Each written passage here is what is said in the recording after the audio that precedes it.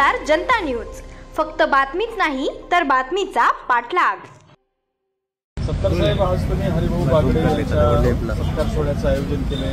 सहकार बँक आहे, सहकार अध्यक्षांचे मोठं काम आहे आणि त्यांचा सत्कार आयोजित केला। काय नाही, सन्माननीय महामहिम राज्यपाल राजस्थानचे झाल्यानंतर त्यांचा पहिला वाढदिवस आपल्या जिल्ह्यामध्ये साजरा होऊ लागला आणि जिल्ह्याचे सुपुत्र म्हणून त्यांचा वाढदिवसामध्ये आपल्या बँकेचा जो सालोबादप्रमाणे त्यांचा योगदान आहे ते स्वर्गीय सुरेशदादा पाटील असतील, रामकृष्ण बाबा असतील, हे असतील, आमचे मित्र कल्याणरावजी काळेसाहेब असतील, या लोकांनी ज्या सहकार क्षेत्रामध्ये मदत केलेली आहे, सहकार क्षेत्रामध्ये शेतकऱ्यांचा हित, शेतकऱ्यांचे संबंध ठेवून त्यांनी आतापर्यंत जीवनाच्या अनेक 80 वर्षापर्यंत संघर्ष केला, त्याचा कुठेतरी बँकेच्या वतीने लाखो शेतकरी त्याचे सभासद आहे आणि त्या जिल्हा मध्यवर्ती बँकेचे ते माजी संचालक आहे, त्यांचा यासाठी सन्मानसाठी आम्ही विनंती केली आणि हरिभाऊ बागडे साहेबांनी त्याला आम्हाला तारीख दिली, वेळ दिला।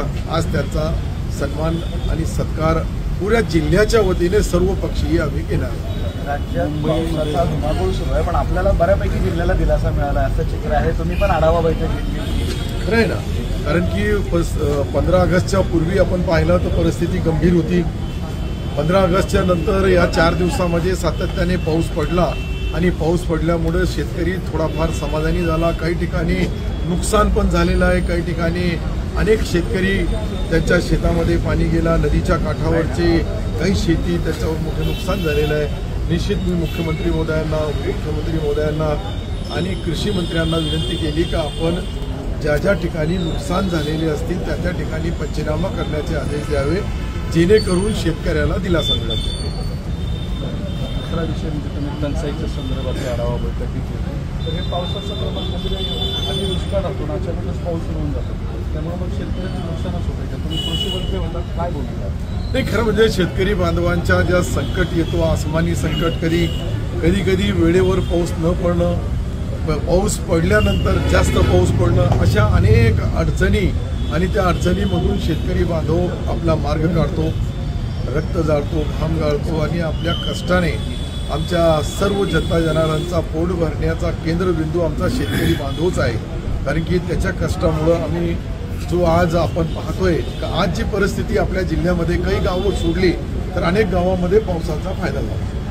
दुसरा प्रश्न, आताही पाऊस पडल्यानंतर अनेक शेतकरी म्हणतात की त्यांना एकतर नुकसान भरपाई द्या, पीक विमा द्या, आणि तिसरी मागणी त्यांची कर्जमाफी करा। कर्जमाफीसाठी तुम्ही जास्त आग्रही आणि अग्रेसिव्ह आहात, आता काय होईल? नाही, आमच्या पक्षाची आणि विशेषतः आमचा जाहीरनामा, वचननामा याच्यामध्ये शेतकरी बांधवांची कर्जमाफी हा वचन दिलेला आहे आणि ते दिल्याप्रमाणे सरकार, मला वाटतं एक अजितदादा बोलले योग्य वेळेस, मुख्यमंत्री बोलले योग्य वेळेस, तर योग्य वेळेस कर्जमाफी निश्चित होईल अशी मला 100% खात्री आहे आणि शेतकरी बांधवांनी आता या सध्याच्या परिस्थितीमध्ये हवालदिल न होतं सरकारवर विश्वास ठेवावा।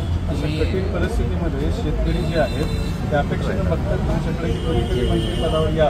नाही, असं काही कोणीही बघत नाही आणि मीही बघत नाही। मी आहे ज्या ठिकाणी एकदम सुखी आहे, जे सन्माननीय मुख्यमंत्री आदरणीय देवेंद्रजी, आदरणीय एकनाथजी आणि आदरणीय अजितदादा या तिघांचा मिळून सरकार चांगलं चालू आहे, सरकारचं कामही चांगलं आहे आणि हे चांगलं काम चालावं आणि शेतकऱ्याची कर्जमाफी होईल हीच मला माझा सरकारचा आमदार म्हणून मी विनंती आहे। 2.5 वर्ष सतत येत आहे, आता 2.5 वर्षानंतर काय होईल ते तर मुख्यमंत्री उपमुख्यमंत्र्यांनाच माहीत आहे, पण आता सर्वाला आशा असते आणि त्या आशेप्रमाणे वागायला पाहिजे। तुम्हालाही आशा आहे?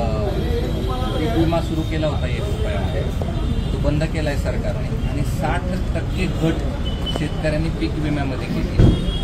नाही, खरं म्हणजे हे आपण जे महत्वाच्या प्रश्नाला वाचा फोडली ते बरोबर आहे का आम्ही 1 रुपयामध्ये पीक विमा केला, त्यावेळेस 97%, 98%, 99% पर्यंत शेतकरी विम्याचा फायदा घेत होते। आता सध्या तो बंद करण्याचा सरकारने निर्णय घेतला आणि त्यानुसार 60%, कुठं 50%, कुठं 40%, कुठं 75% पर्यंत ही शेतकरी अजून पीक विमा घेण्याच्या मनस्थितीमध्ये नाहीये, कारण की त्यांची आर्थिक परिस्थिती नाजूक असते आणि आर्थिक परिस्थिती नसल्या कारणाने 10,000, कोणाला 15,000, कोणाला 20,000 रुपये भरावे लागतात आणि भरल्यानंतर त्यांना परत त्या पीक विमा कंपन्याकडेच आपल्याला लढाई लढावी लागते. तुमच्या माध्यमातून तुम्ही सर्व पत्रकार बांधव त्याला माझ्यापेक्षा जास्त बारकाईने पाहतात आणि त्याला न्याय देण्यासाठी विशेष प्रयत्न मी करतो, आपणही करतात. मला वाटतं 1 रुपयामध्ये पीक परत सुरू करा. आणि माझा तर विनंती आहे की शासनाने त्या योजनेला परत सुरू करावं, जेणेकरून शेतकरी बांधव जो हवाल दिलाय त्याला न्याय मिळेल. झुंजार जनता न्यूज, फक्त बातमीच नाही तर बातमीचा पाठलाग.